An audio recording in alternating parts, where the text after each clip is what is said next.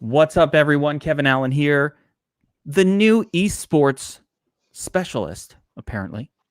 And today we're taking a look at Rocket League, the newest offering from Draftkings, and how to break it down, how to attack lineups, how to play Rocket King. What the fuck is Rocket League? I don't even know. I've got LowOwnedWR, the DFS Army Rocket League specialist, on the line with me to break it all down. So what's up, LowOwnedWR? It's a lot to say. So it's a mouthful. LowOwnedWR. Can I call you Cam? I didn't know we were allowed to fucking cuss on here, so that's cool. That's You're the allowed. happiest thing I'm glad to learn. You're But good. I'm Don't doing worry. good, man.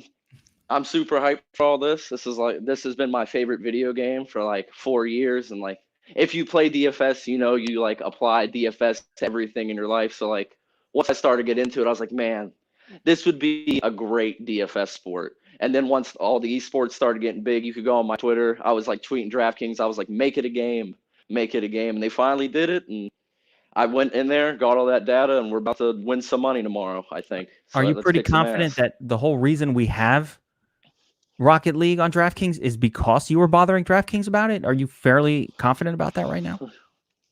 I wish I could be that annoying. That's my goal one day. But nah, we all know the reason it's there. Yeah, we all need some degenerate action, and betting on any sort of video game playing is better than not betting on anything. So let's just go over what is Rocket League. What is it? And where tell me what that game is. I haven't played it. I did watch a Rocket League match, so I kind of know what it is, but why don't you tell us what is this Rocket League? What's the story with it? So Rocket League, the video game itself is honestly about 10 years old. It used to be called, I believe, Super Rocket Powered Ultra Powered Battle Cars or something like that. And then they sold it to a new company who made it Rocket League, and that was about 6 years ago, I want to say. And what the game is, it's essentially soccer with cars. And if you look it up, like you're gonna understand what I mean by that immediately. In the game, you could play twos, threes, and fours, like 3v3, but for DFS, it's always going to be 3v3. Now, we have a lot of Canadians that watch our streams and as part of DFS Army subscribers, and of course, they don't know what soccer is. Could we say to them that this is like hockey with cars? Now, I'm my Canadian viewers. You should know that I'm also the NHL writer, and I think the only reason I say soccer with cars is because it's a soccer ball. If we're being completely honest here, I think the game's a lot more like hockey than soccer. All right, all right. So much like we have hockey goons in DFS Army, are we going to get Rocket League goons in the Rocket League channel? Just talking shit, being inappropriate, and just like the hockey channel. If you get Wonder Woman Blitz in there, I'm sure he'll volunteer to be that guy. So It will. I know he'll follow me in there. He'll follow me in there and cause a ruckus. I'm sure he'll be goon.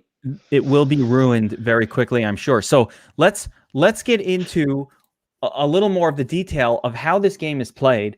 What the hell I'm looking at? You've got some data sheets over here. It just looks like a lot of numbers, very confusing. So I want to play. I want to degen on Rocket League and then watch the cars play the hockey, right? So you've got a sheet here with team data, and we talked about some very important numbers. Win percentage, okay, that's fine.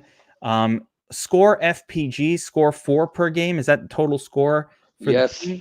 Yes, sir. Higher, generally better. Goals, 4 per game. You told me off air, a very important number, more important than the total score. That would be correct. Okay, so this is how many games, how many scores this team normally does, and clearly Ground Zero Gaming appears to score a lot of goals relative to every other team. That should lead to and you would notice that they are the highest priced team on the slate. They are so like let me their get three to that. players are very highly priced. They're players, not them themselves. We can't buy a team in this one, or we can't do teams. What is this? GZG. Let's see who's in Ground Zero. So Deca, the players from this team, Ground Zero, are some of the most expensive on the slate, and these are the trio.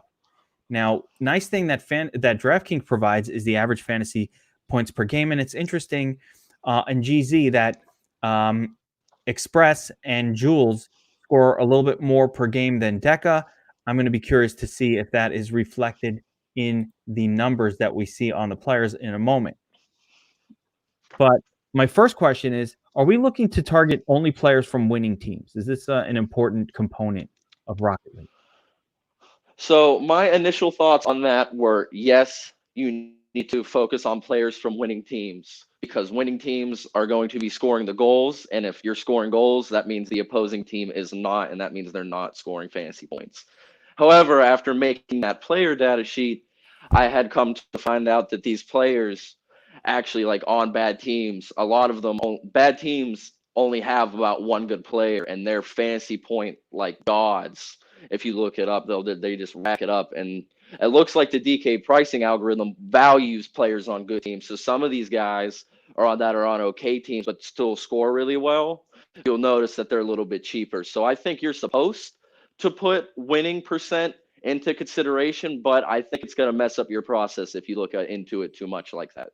So we don't even need to worry about that. What we're more concerned with is defense, team offense, defense versus position, that kind of thing.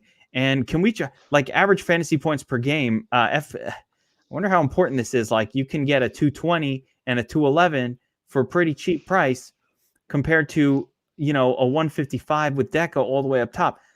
Totally confused with these numbers. So maybe average fantasy, like right now, I just look at him like, yeah, I want to play this guy because he's got the highest fantasy points per game. Is this an important stat to consider? And if so, that's a little bit concerning considering how easy it is to pull up those numbers. Like, and just easily just go right down the list. It's always a concern because, that's like an initial edge. Like no one needs a content provider to see that. But eventually I need to see those numbers over time. It's too early in the season, and I think like standard deviation is going to come into play there. Like there's going to be guys who get a big percentage of the team's assists, so they have a higher fantasy points per game and their floor is consistent. But then there's going to be guys who score a lot of their team's goals instead, and they might have a lower floor sometimes, and they're going to have a higher ceiling, and that's not going to be reflective in fantasy points per game. And I think that's where the edge is going to come out. Well, let me just put this lineup. Oh, fuck. I can't play Rocket League. All right. Whoever's watching. Fuck. You all can use this lineup that you see on screen right here. That is just literally squeezing in the highest average fantasy points per game players. I don't even know if they're starting. Don't take it as any expertise, but free lineup. What's up? All right. Now that I found out I can't play, I'm less interested, but still interested, just a little less. So, but we'll still break this thing down. There we go. Why can't I play? What the hell's going on here? I'm not allowed to play video game betting. I'm playing League of Legends all day. It's ridiculous. All right, let's get back into this. So win percentage, score. You were telling me before, offensive ranking, defensive ranking, very important in terms of trying to figure out who's going to win a game. But I think defensive ranking probably has a lot to do with who we want to target against as well. So defensive ranking, higher number, redder, bad, meaning they give up lots of scores, right? So if Canberra Havoc, for example, is playing today, I want to target players against them because these guys give up a lot of points. Is that pretty well what this is, what I'm looking at here? Yes. The way I would look at it, though, it's not. So, like in hockey, that's the metaphor I'll use. Like a really bad team is going to make every like that team better. It's going to make a bad team look good. In Rocket League, I don't think that it's necessarily going to be like that. Like if like I was telling you off air, like there's that 6,900 player who has the worst stats in the league, and just because he is going to go up against the worst team in the league doesn't necessarily mean that he's going to be doing better because he just doesn't have a big percent of his team's points. But I don't know if bad chalk's going to be created that way because I don't know how sharp the field is yet. The field's been only around for a week, so like we're going to have to see this weekend. I would not assume that any kind of field is very sharp. So yet people are just playing because they want to get their degen on. So there's a lot of that going on. But I do think there's probably, my guess is, without knowing, there's probably some correlation, not so much in terms of the bad, certainly with the good defensive teams, we don't really want to go up against them. But with these bad ones, not necessarily taking the turd from the opposing team, the crappy guy who's not participating in the shots on goal, but rather just if I'm trying to choose between a stud going up against this terrible team, Overt or Canberra Havoc, for example, or a stud going up against one of these really good teams with a low defensive ranking number, meaning they give up fewer goals on average. I want to take on the players that are facing the better defensive ranked teams. So let's jump over to the player section here and try to understand what we're looking at. So again, we've got our team, very important, percent of team goals, meaning it seems to me that most teams, although not all, have a scorer. So when you look at this, what I'm seeing is, all right, Cabanera, Cabernet Sauvignon over here. They've got one guy, Walcott, right? He's a 50. That's our favorite play. That's our favorite play, boys. That's our man this weekend. Walcott. Yes, you're seeing it. Where yes, sir. He's in my lineup. Wait, he's super cheap. Look at this. Super cheap. I might have to move him all up into the if I move Walcott up in here, shit, you can afford whatever you want if you play Walcott at cap. All right, not to cut you off, boss man. Not to cut you off, but this leads into one of my good points.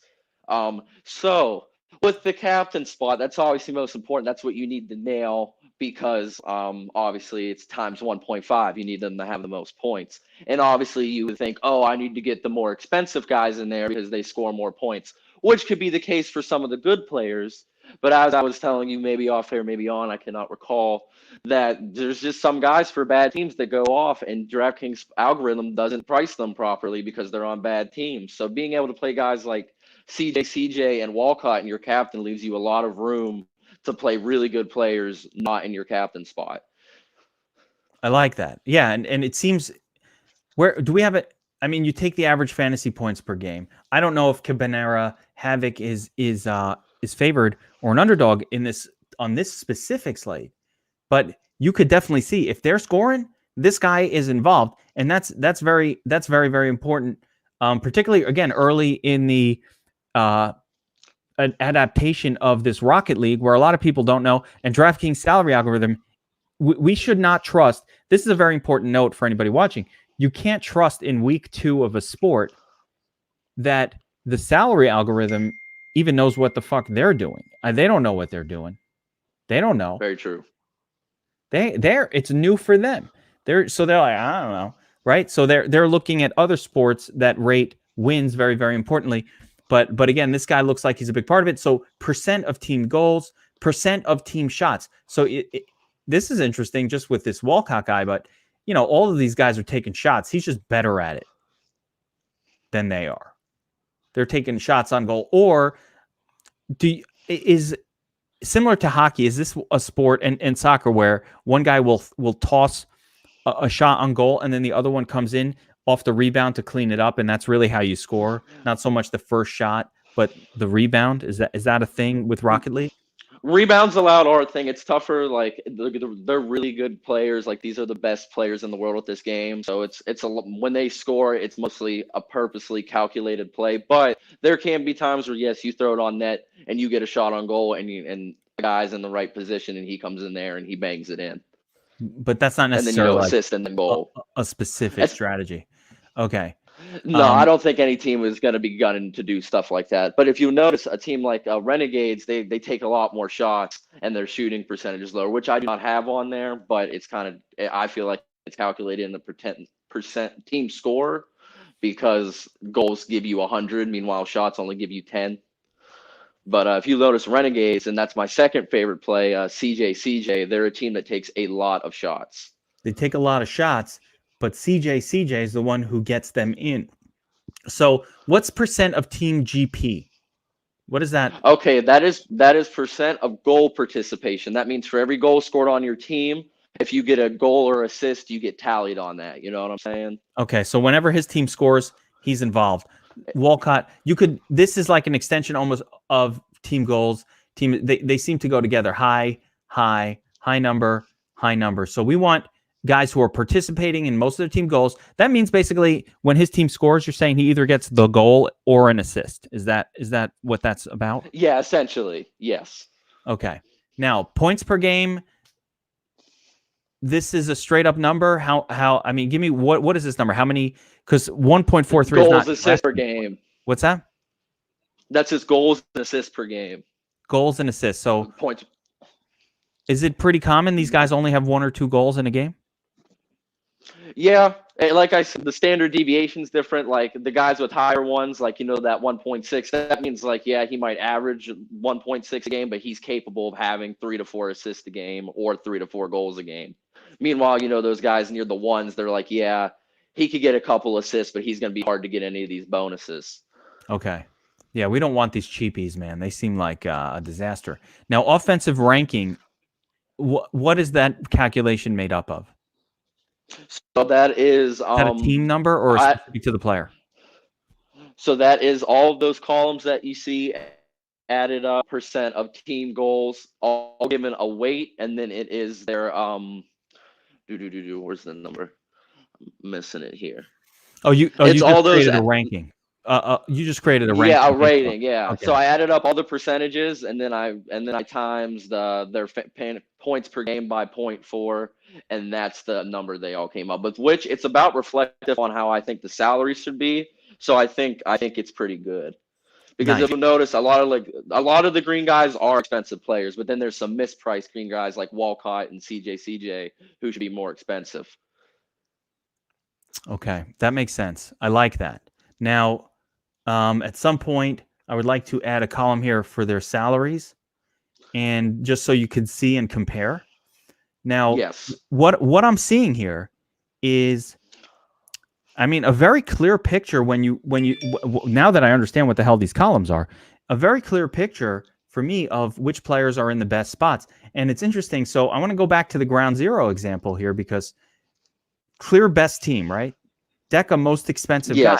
But if you look at his team percent of team points, percent of team scoring, team shots, it's not like that much different than the other 2 players on the same team. So as great as ground zero is as a team, for DraftKings purposes, it seems to me that paying all the way up, now they all score a lot. So maybe it's just they're all going to score a shit ton of points because that's how good of a team they are.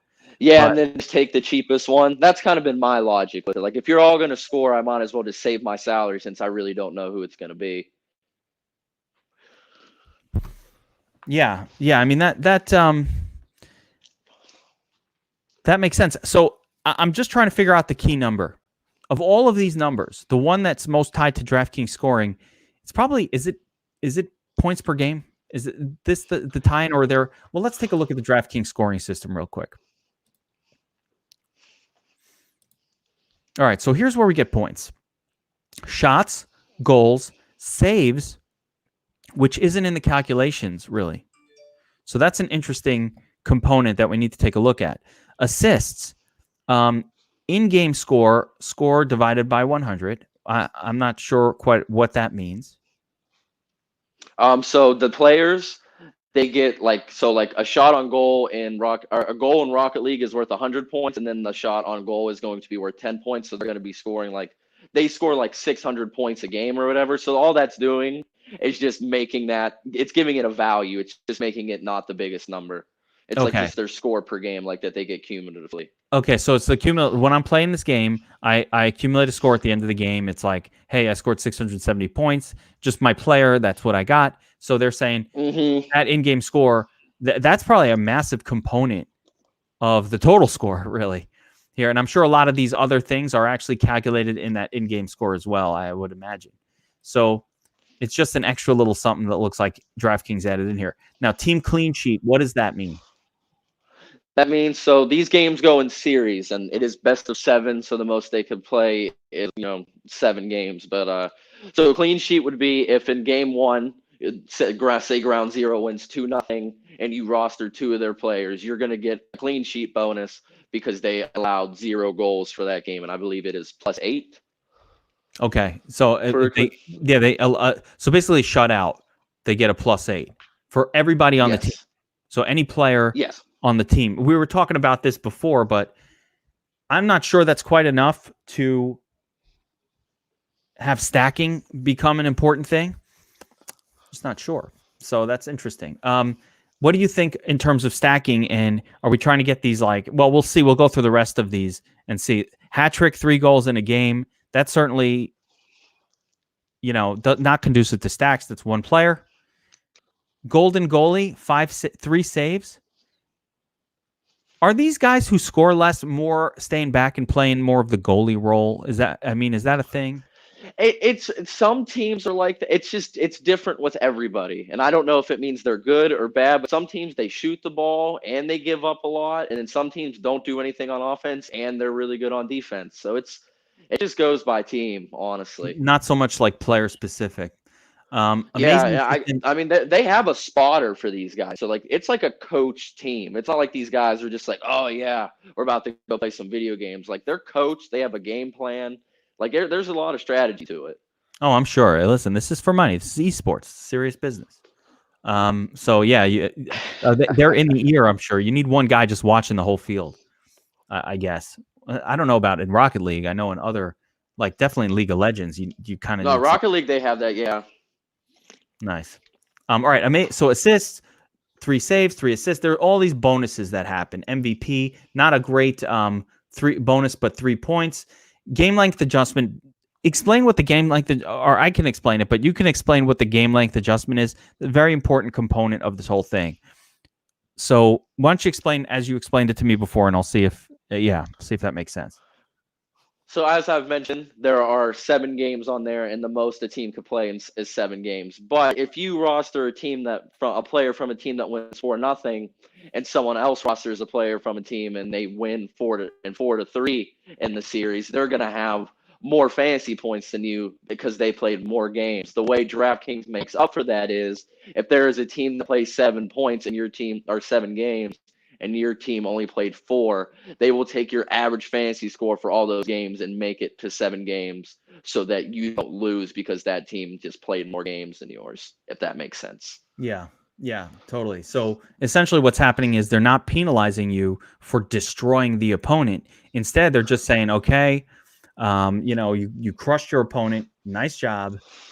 We're going to take the average of your scores across your 4 games played and treat it as if you played for a 7-game series. So no matter what happens, everybody is scored as if they played 7 games. Is that?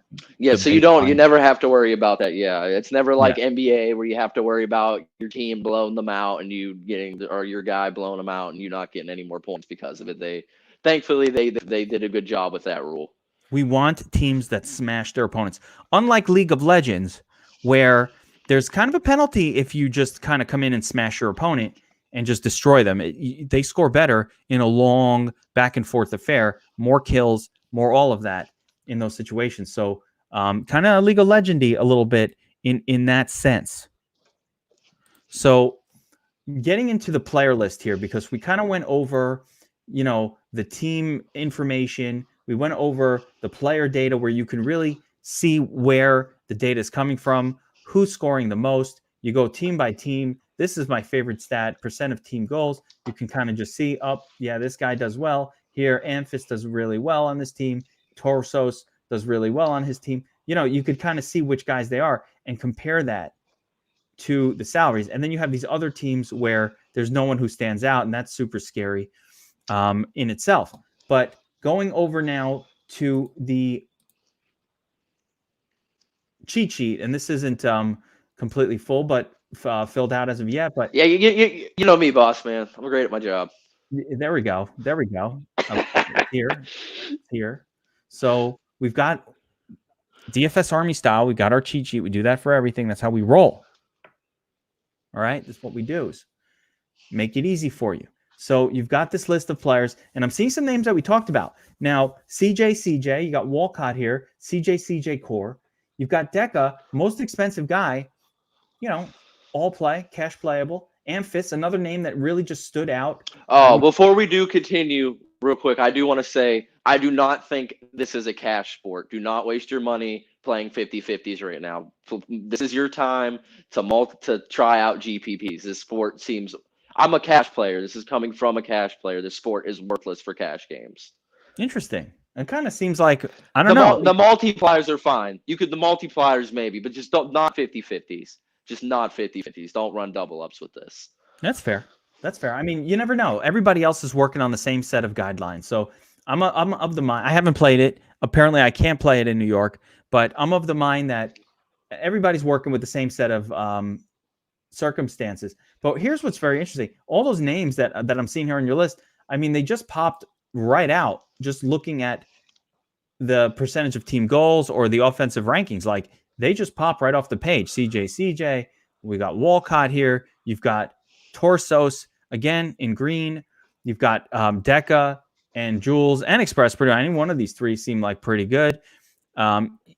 They just pop right off the page when you're looking at these numbers. Riedels, I don't know how many of these are involved with this specific slate. Yeah, I have them all together just because I like looking at it, like, so you could see it across leagues instead of that. Like, oh wow, they're that much better than every other team at Rocket League. Yeah, it's I like to see. I mean, it's just that each slate has different players on it, so it's a little. You're looking at eight. What do we got? 2, 4, 6, 8 teams here. Let's see. 8 teams in each league. Yeah, there should be 16, I believe. And this is 1, 2, 3, 4, 5, 6, 7, 8, 9, 10, 11, 12, 13, 14. So there are more leagues on this sheet than the ones that are actually. So this is more of the whole league itself rather than, or the whole every team kind of sheet. And then we can. Yeah, and then when we get the cheat sheet up, that's where it all comes together. But I do feel like, as you were mentioning, that it's pretty easy to look at. So hopefully everyone doesn't get good and puts me out of my job. I need that cheat sheet, guys. Like, I'm going to have to make the data look worse and make it harder for you to read. I'm sorry. There we go. Just put those notes and put in the defensive ranking, and you kind of put some data-driven notes in there and just explain. And I think that's how it all comes together really nicely. So yeah, we'll have a strategy article, a strategy thing up soon where it explains like the importance of all those columns and everything up, but probably not by this slate, but before the next one next weekend. We'll definitely have that up on the website. And man, it's a whole new world. It's a whole new world. We're playing new games created. I remember when MMA first came out. I remember when a lot of sports debuted, when NASCAR debuted, and you got to take a couple slates. And League of Legends now in a large format just debuting, and so it takes a couple of big slates to just follow it and say, oh, here's what's going on. Oh, I understand. Oh, okay, let's stack this way. And now we're seeing different versions and approaches. So you don't know until it plays out. But there are, I think there's some definite great info here. My biggest question is fantasy points per game the most important thing? I don't know. We'll find out. Yeah, we'll find out. Like, I don't know. I'm not kidding when I say I don't know, because if it was, it's very easy to go 1, 2, 3, 4, and just that's it. I'm sorting by fantasy points per game, and 1, 2, boom. Now it didn't fit, but I mean, you get the idea. Seems like Amphis, I would do Sicky. You could do that. You could do right here, Sicky. I mean, it's a pretty easy way to make a lineup. It's too easy. Don't want that. Too easy. So I'd have concerns. But I do believe eventually they're going to make the roster sizes bigger. Yeah, this seems a little bit. The edge is going to run out with this format soon. And speaking of edge, good news for all of my listeners that do data entry or anything involved with Excel. All of that data I had to manually enter. There is no CSV out there for that Rocket League data, meaning a lot of people are not going to have access to this. Like with hockey and stuff, there's a lot of free stuff out there where you could just download. But with this, like, you're going to have to do all this work yourself. So I'm hoping that everyone's lazy and focusing on everything else, and we sneak in here and we clean up for until everyone gets it together. And even if they do get together, remain to clean up. That's the early edge, my man. I like it. So week 2, Rocket League. You can access all this stuff by going to dfsarmy.com, clicking on, scrolling over to esports. And over the Rocket League cheat sheet and data sheet, this is important information. This is the key information. It's all right there. You got CSGO as well, and of course League of Legends stuff. So we're all about the esports right now and crushing this. Somebody's asking, what rank are you on twos? I don't even know what that means, but TTV Alpha. Dude, I'm not, I'm like high platinum, but like I promise you, my skill level reflects a lot higher than that. You add me, Saletti 3000 Xbox. There we go, Saletti 3000 on Xbox. CILETTI 3000. Follow me on Twitter. It's my @ I'll play all you. What are we all doing right now? I don't think any of us are busy. If you follow his Twitter feed, just keep in mind it's not safe for work. Now, next up, I've got a question. Kemper Brody, he's trying to build a lineup for the 4 p.m. slate. Wait a minute, this slate already started. This shit's for tomorrow. Wait, for the late slate? What? There's a late slate. So he's got the 2-gamer, and he says, who do you feel in the 2? They're doing a 2-game slate. Who do you feel has the best upside? You got to mentally remember which are the 2 late games and then try to figure this out. Amphis, Torsos was on that list. Amphis, Walcott, your 2 core plays, Amphis and Walcott are playing in the is Amphis a core play? Let's see. You got Walcott as a core play. You've got Amphis as an all play. I mean, my man Kemper Brody, just whoever's on this sheet from the late slate. That's Walcott and everything, guys. Listen, like I said, I'm a cash player. I know you're not really probably supposed to have 100% exposure to somebody, but I'm all in on that man this weekend. My lineups are going to live or die by him. So if he sucks, you don't need to tweet me. I'm losing money with you. All in on CJ. But he's going to go off, so it's fine. CJ. Oh yeah, it's awesome. His name's Cameron John, and that's my first name, and that's my dad's first name. His last name's my dad's first name. It's just the stars are aligning for him to go off in my mind. There it is. All the things that don't matter. The name thing is important, but also my man CJ, 48% of his team goals, got a pretty good offensive ranking over there. So that's who you want.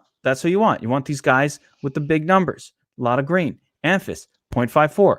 The next step, though, I do believe, is to look at who they're facing and understand the defense if you want to take it next level. So if let's say I'm looking at Walcott, he's going up against CS, right? What the hell is CS? I don't fucking know. So I'm going to go look. Cringe Society. Figure out what a Cringe Society, right? I want to see if they're a good team. So I'm going to go to the Cringe Society. Cringe Society is a great name. Defensive ranking, pretty good. Little scary.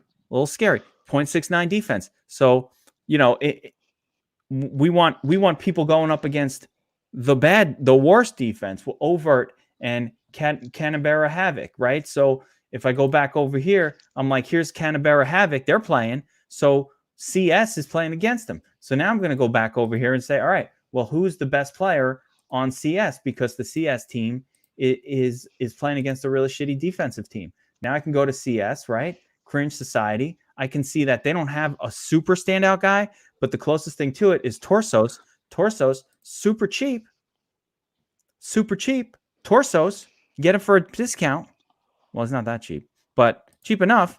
That's a guy that it would be of interest. So that's that. Oh, look, we just earned a subscriber. If we're live, we're supposed to subscribe to them. Okay, there we go. Very exciting. So what did we just learn? So the other way to pick players is to look at the bad defensive teams, bad defensive rank. Where is that? That's the column right here. And we want to target the best player going up against these teams. Overt, Cabanera Havera, I can't say it. Canberra Havoc, I can't say it. And I think so. I think so. Say it. You know what I mean? And that might be another way of going. So anyway, a couple of different approaches. Trying to see if we have any other questions. Nope, that's it. So let's wrap it up here, Cam. Yes, sir. Make some money. Now, I was going to judge you specifically based on how much money I made. And now I can't play. I'm going to have to. Yeah, I'm a little mad about that. Yeah, I'm a little salty.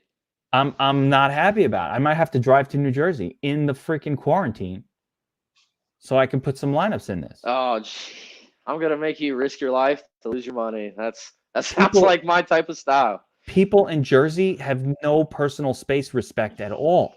It's like a whole nother world. You leave New Oh, York, jeez. you go to Jersey, they're all up in your face. They're like, yo, what's up? What are you doing here? And I'm like, 6 feet, man.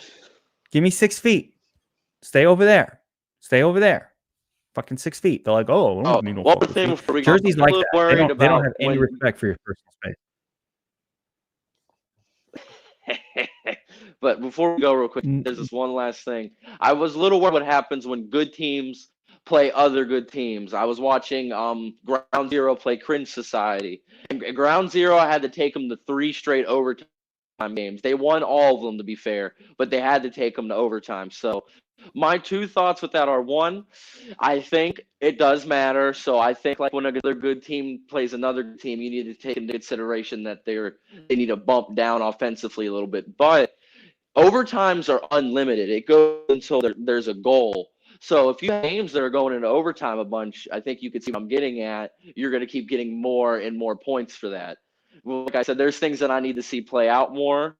What are they scoring? But I think it's a little bit tighter. Like there's other for blocks, I guess. That I wish there was blocks. There's no blocks. It's just saves, goals, and shots. Okay, so shots on goal. Also, they're even if they're not scoring, they're taking shots on goal. They're getting saves. They're scoring in other ways, basically. So, what's the average? Oh, and everyone needs to get ready to tilt right now because the Rocket League game, there's times where there's saves and shots on goals, and the game does not register it. So you better get ready for your guy to have a shot on goal if you're watching it. Also, you can watch it for free on Twitch. It's actually kind of entertaining. But you need to get ready to be tilting that because it's gonna happen. It is gonna happen. Now, what was I just going to ask? I had a whole thought in my head. What's the average score of one of these games? What do they score? If I had to pick an average, I'd probably say 4-2 maybe. But like anyone that plays Rocket League in the chat, you know you can win 7-0 sometimes. And more bad run. I was watching this game and the team was down 2-0 with like 4 seconds left, so they weren't going to win. They scored on themselves on purpose. So that's going to be something to pay attention to as well. Now, why are they doing that? Because they're going to score. Why they're just like I do it too. Like if you're losing, you're like, whatever, I already lost anyway. There's not as much honor in esports as there is real sports, you know? Not that esports aren't real sports, guys. Sorry to offend anybody, but there's just not as much honor there, I feel. Like they're so like, they just don't take things as seriously. And they'll put a goal in on their own goal, and it will be credited to some player from the other team? Yes. There's no honor. Like it doesn't happen all the time. It's not. Uh-oh. Let me be very clear on one thing. I'm gonna go big here. Esports are not real sports. Let's not confuse the two. We love esports, but they're not real sports. No way. All right. I don't know if we lost Cameron, but that's going to be it for this breakdown. Rocket League, Saturday, quarantine, April 4th. Draftkings, big slate coming up. Got the breakdowns on dfsarmy.com. Go to the esports tab. You got all the data right there. You have team data. You have player data. And guess what? Not everybody else has this data. That's what's so beautiful about it. Get in there. Check it out. Play some Rocket League. Play some CSGO. And, of course, League of Legends. We got the Domination Station Optimizer going crazy for League of Legends right now, taking down tournaments. So, really exciting times for esports, I guess. And we're keeping it going, getting our DGen on. We got our DFS. We got a DFS fix going every day, and with incredible coaches, guys who are following this stuff really closely, been able to do really well with it. Projections, all that good stuff. So check it out. Cam, thank you for joining me. We'll be back next time with more esports breakdowns. Yes, sir.